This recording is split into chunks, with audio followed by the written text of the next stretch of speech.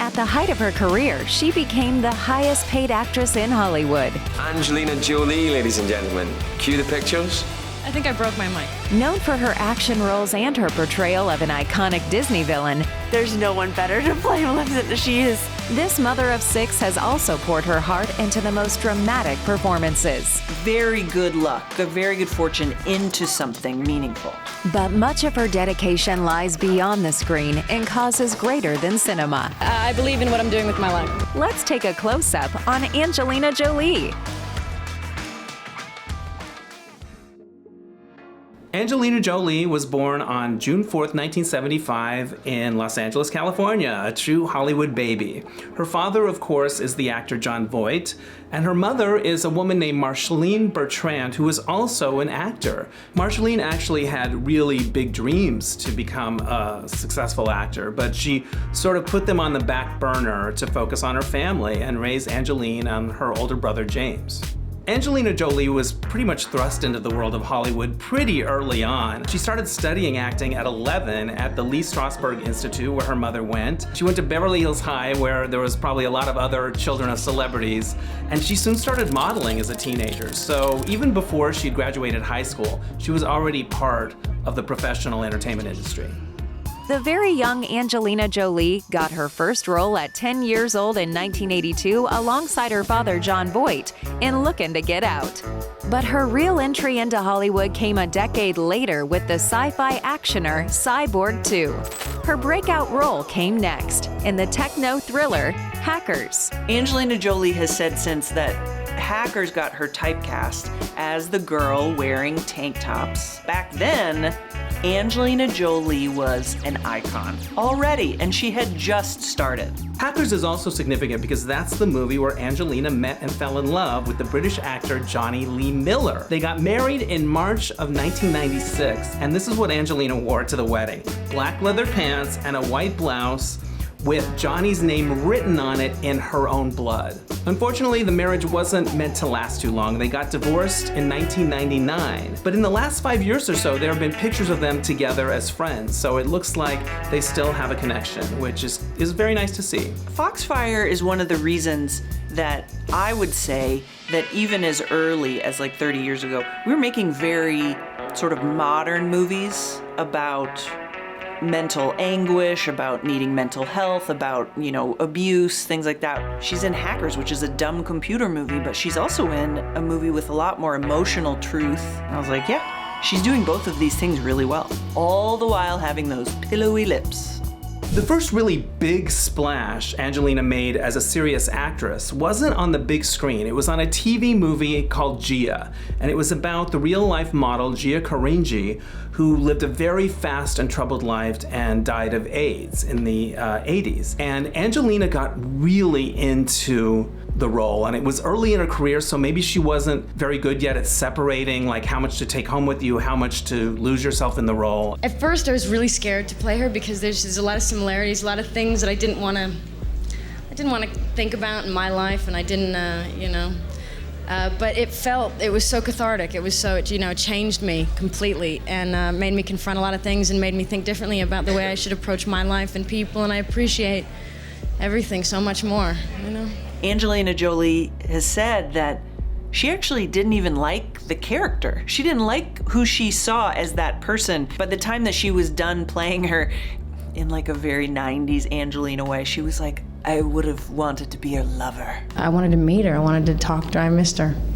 I still do. It's strange. I don't know.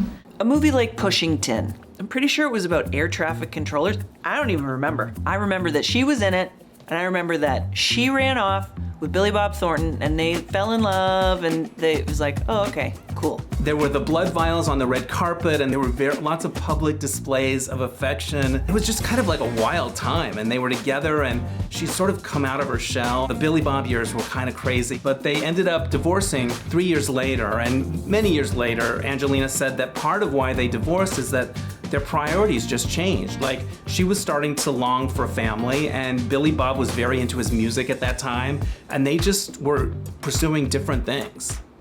Girl Interrupted marks the part of Angelina Jolie's career where she begins this very steady ascent. And she is quickly becoming like one of the most famous, one of the most sought after.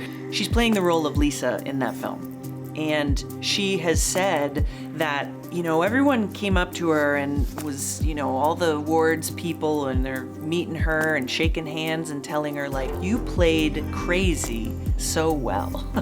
And she says, oh, really? Because I think my character is the only sane one and everyone else is crazy. Girl Interrupted only got one nomination, and it was for Angelina Jolie, and she won. She won the Golden Globe that year too, and those two award ceremonies don't often align, but no one in Hollywood could deny how great Angelina Jolie was as Lisa. The Golden Globes love them some Angelina Jolie. She got 3 awards in a row, 3 years in a row for totally different projects. One was for a TV miniseries called George Wallace.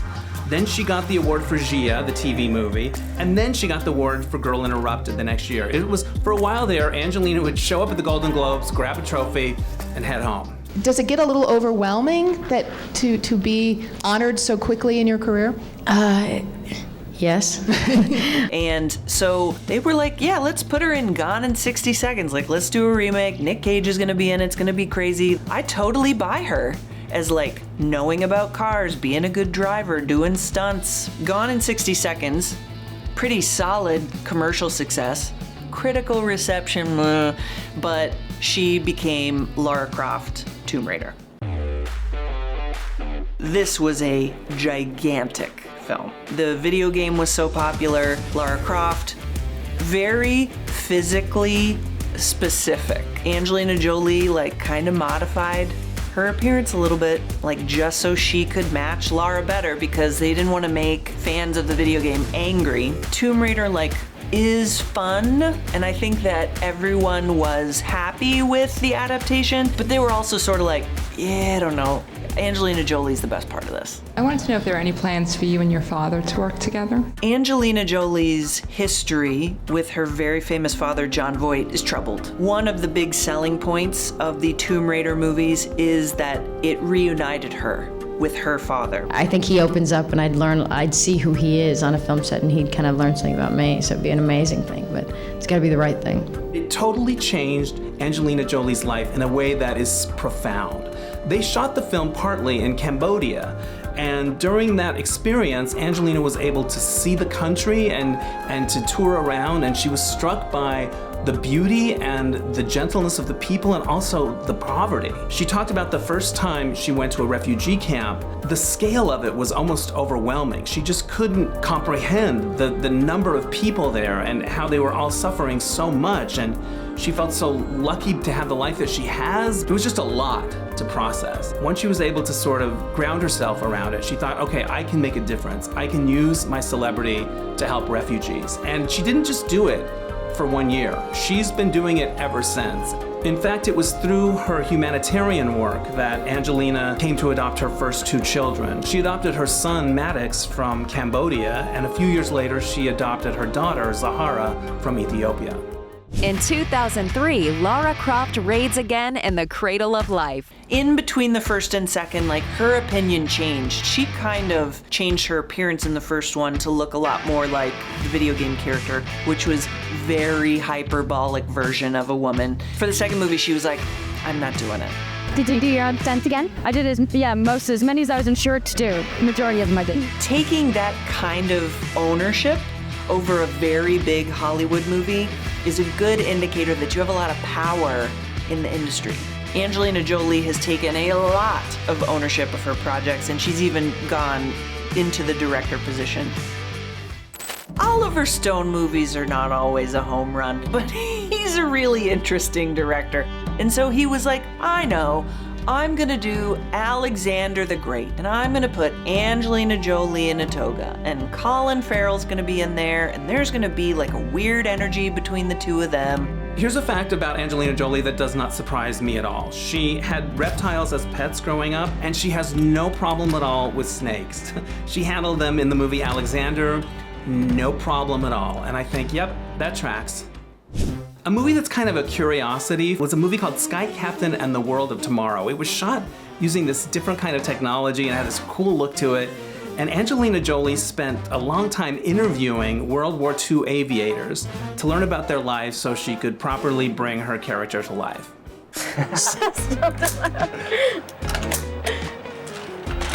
Almost. I don't like this game.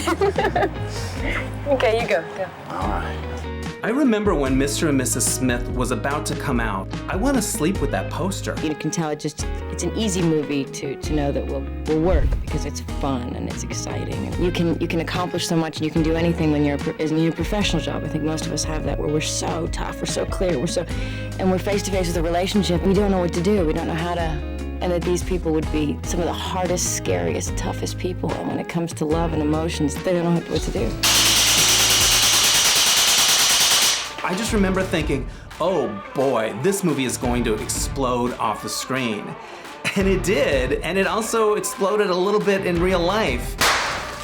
The Brad Pitt, Angelina Jolie, Jennifer Aniston triangle happened. Good Lord, there was merch. You could not turn your eyes away from news about what was happening. Did they get together when he was still with Jennifer Aniston, or had they split up and then they got together? And Angelina, for her part, says that there was no adultery committed, that she waited until he was a free man. Her mother had been cheated on in a way that was very, very damaging to her, and Angelina witnessed that, and she said, because of that, I would never do that. When she got together with Brad Pitt, Angelina had already adopted her son, Maddox, and her daughter, Sahara. And then in 2006, Brad and Angelina announced that they were going to have a child together, and that was Shiloh, who was born in May of that year. And soon after Shiloh was born, Angelina and Brad adopted another son, a boy from Vietnam named Pax. In 2007, 9 years after Gia, Angelina portrayed another real-life figure in A Mighty Heart. And this is a true story about a journalist who disappears, and she plays Marianne Pearl, the only person that is like really passionate about finding him, and she goes through a lot. And Angelina Jolie did get some flack for playing Marianne because Marianne's ethnicity was varied, and they did not look the same in real life. She's a great woman, and most of the time we've spent, I'd say 95% of the time we have spent together, we have not talked about anything relating to this film or this situation, but she loves to talk about the situations that women face around the world. She loves to talk about dialogue between faiths and cultures. She loves to talk about her son, and we have our kids play together. And I've come to know her as just this great woman that I'm fortunate to be friends with, who I see very separately from this project. Marianne actually had to go on record as saying that I feel that it's appropriate that Angelina Jolie plays me. She and I connect in real life. She understands me. And I picked her. I gave my blessing for her to play this character. Angelina Jolie is willing to take some chances. She was in Beowulf, and the creation of Beowulf was unusual at the time. There was a lot of CG in it. There was a lot of motion capture. It just shows you that she's willing to take some chances, and this is a classic story. She's playing Grendel's mother. Audiences totally signed up for it. I think that they had some notes about the way that it looked, but certainly paved the way for the way that movies are made now, effects-wise. I loved her. I mean, I think, well, partially I'm a mom, and she's a mom, really at heart. And yes, she's a monster, and all these other things. So she was like perfectly cast because nobody can do that sultry kind of seduction character as great as she can. When she stepped on the set and she became that character, it was a powerful thing to watch because it sort of like was just it was magnetic at how she was able to just become that character and hypnotize everybody on the set. Angelina Jolie lost her beloved mother, Marceline, in 2007 to ovarian cancer.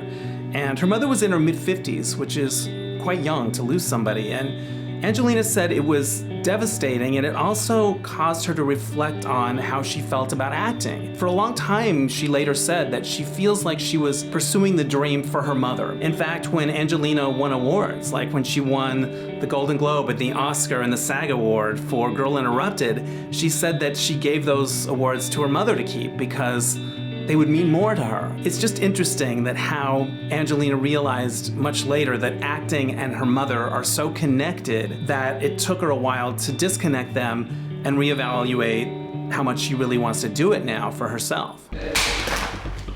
Angelina Jolie is a very good actress. She talks real good, but she also is really good when she's got guns, or in the case of Wanted, does some sort of ritualistic looming. We're shooting a scene where Angelina's character, the fox, picks me up because a man is trying to kill me. Wanted supposedly stars James McAvoy, but I don't remember anything about him in that movie. I only remember Angelina Jolie looking really good holding guns. I get to be Foxy, finally. I've been doing some serious films and I love them and I will continue to do them, but every once in a while I miss the action movie. I miss playing and shooting things up. There are two limiters to the human performance. One is lack of preparation and the other is fear of pain. Angelina Jolie's work doesn't consistently involve auteur directors. Spielberg, Scorsese, she doesn't work with those guys necessarily. But she did work with Clint Eastwood in The Changeling. A lot of Hollywood actresses were up for that role. Initially, Angelina Jolie didn't want to do Clint Eastwood's Changeling. She read the script and it was so upsetting to her as a mother. It was just too dark, and maybe she wasn't really in the mood for that kind of a project at that time, but then she couldn't stop talking about it. She would go to dinner with somebody and she'd be talking about the story and how it was true and how it really was an example of overcoming real adversity, and the story just wouldn't let her go. And finally she was like, all right, I guess I have to do this movie.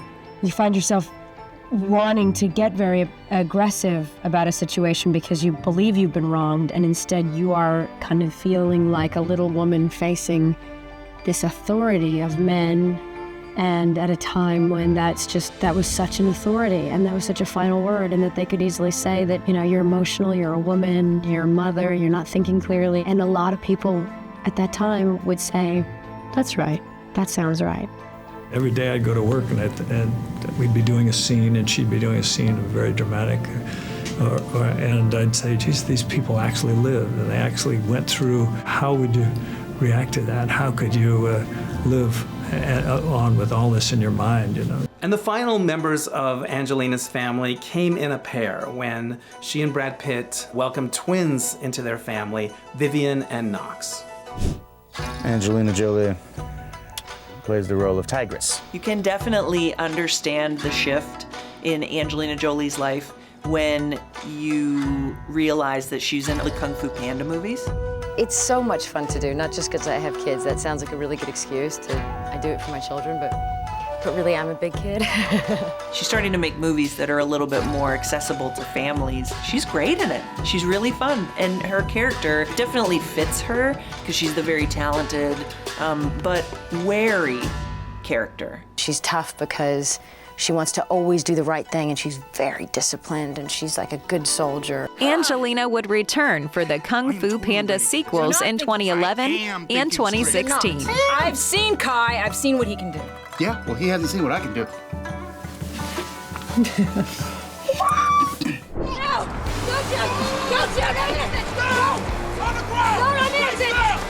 Salt is a great movie. It was originally written for a male character.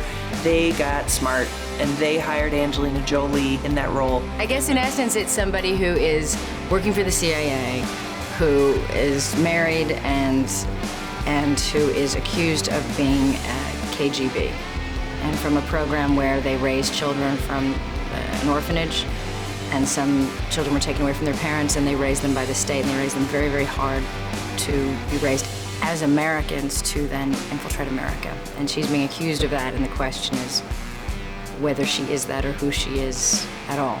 I remember being really surprised by Salt because at this point in her career, you really can't pin her down. You never know what Angelina's gonna do. Is she gonna be in a movie that her family can watch? Is she gonna do an action film? It was great. I hadn't worked for over a year. I'd had 2 babies. I'd been home in my nightgown a lot, and it was really nice to get out and get really aggressive and physical. It was a nice balance. Angelina Jolie made her directing debut in 2011 with a movie called In the Land of Blood and Honey. It's set in the Bosnian War. It's a very gritty, not easy to watch story, and it was something she was very passionate about, and she sort of realized as she was developing it I guess if I want to really get this thing over the finish line, I would have to direct it myself. And so she did, and she really committed to it, and she went on to direct several other movies like that. So she's not somebody that did one movie and got it out of their system. She really likes directing movies. In fact, she says she feels more at home with her boots and jeans with the crew figuring out a shot than she does in a glamorous outfit under the lights being an actor. In 2013, she wrote an op-ed in the New York Times talking about how she had chosen to get a double mastectomy because she has a gene that is likely to lead to a certain kind of cancer. And after careful consideration, she made the decision to have these surgeries as a preventative measure. I think it helped other people that were going through similar things, people that looked up to her, and also shined a light on a subject that isn't often talked about. I think it was really admirable to tell her story that way. In 2014, Angelina Jolie began her collaboration with Disney, giving flesh and cheekbones to one of the studio's most iconic villains. So when Disney was coming up with the look of Maleficent, their intention was for her to be a lot softer. Angelina comes in and is like, oh no, we're gonna give me cheekbones for days, and these horns are going to be working, and became something very different than what I think Disney had originally envisioned. I loved Maleficent when I was a little girl. She was my favorite character, my favorite Disney character. I was afraid of her and I loved her. People aren't just evil just because, there has to be a cause, and in our film you get to see sort of what that cause is. In some ways, Maleficent seems like a safe choice for Angelina Jolie, a commercial choice. Like, oh, a Disney movie, everyone knows the character, this is a slam dunk. But Angelina was actually very afraid to take on that part. She says, I don't have a theatrical voice. Her stuff is she's more contained. She's not a big, showy actor. She decided, the fact that it's scary is actually a feature, not a bug, so I'm gonna face my fears and I'm gonna do it. For me, the journey of playing her has been much heavier, much more emotional, and much more difficult an experience than I expected. Angelina's absolutely perfectly cast. I mean, you can't really imagine anybody else working today, and also the fact that she is who she is somehow lends this grandness to it, the transformation also of the face. Angelina Jolie was so scary in that Maleficent costume that all of the children were terrified of her in real life. The only child who could act against her without being terrified is her own daughter, Vivian. I think when you think of the cartoon, you will now forever think of her in the role once you've seen it.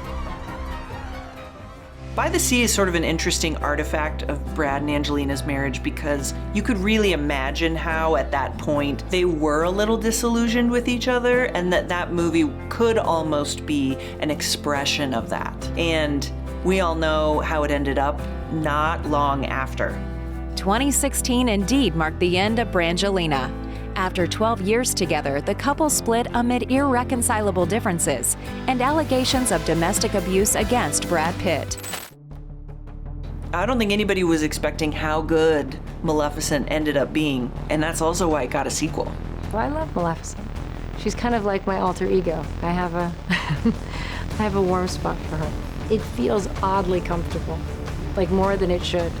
The first day she walked on the set, and it was the first scene that my character actually sees her, and so it takes your breath away. In between most takes, we would laugh at each other or laugh at how mean we'd just been to each other.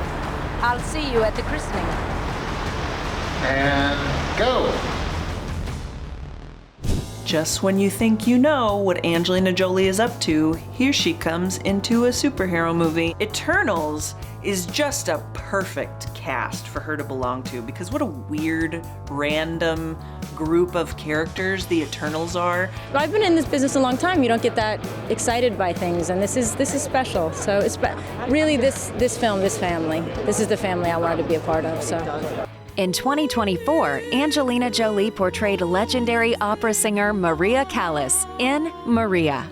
It wasn't about the rise of that woman. It was just sort of a very short period of time in which The world had rejected her, she couldn't sing. You could sort of draw some parallels. Angelina Jolie feels as misunderstood as Maria Callas did. She said that was definitely one of the reasons that she wanted the role, and she also experienced this new challenge in learning that she had a voice to sing with. She'd never sung, and all of a sudden she's like a soprano. She really became Maria Callas, and she trained for months and months and months on her voice, on learning how to sing in an operatic way. That is not easy. And Angelina said, as an actor, it was such an enormous challenge because she had to marry the technique, the singing technique, with the emotion. For fans of Angelina Jolie in the movies, there was a downside to her becoming so committed to activism and to helping the refugee situation around the world. She found that work more interesting than acting. So she was like, this whole world is meaningful. I'm learning something every day. I'm meeting these interesting people who are making a difference. And for a long time, acting just didn't have the pull that it used to have. So if you're a fan of seeing her in movies, you kind of had to play second fiddle for a while. She would nonetheless return to the screen in 2026 with Couture, where she plays a filmmaker suffering from breast cancer, echoing her own experience years earlier. Her sex symbol image has been both an asset and a trap. Throughout her prolific career, she has moved beyond the femme fatale archetype, embracing a wide range of facets, from free-spirited rebel to devoted mother and philanthropic humanitarian. I think one of the things that I like about looking at Angelina Jolie's career is that if you asked me where I think she'll go next, I would have no idea. Does she have another project that she wants to direct? Is it another incredible true life story? Is it something that's very culturally significant? Is it making the world a better place? Or does she want to pick up a staff of some kind and beat the crap out of somebody on film? You don't know. And she can do it all really well. And it's really been fun to watch her do all that over all the years. I think she has a lot of really great years left doing stuff like that too.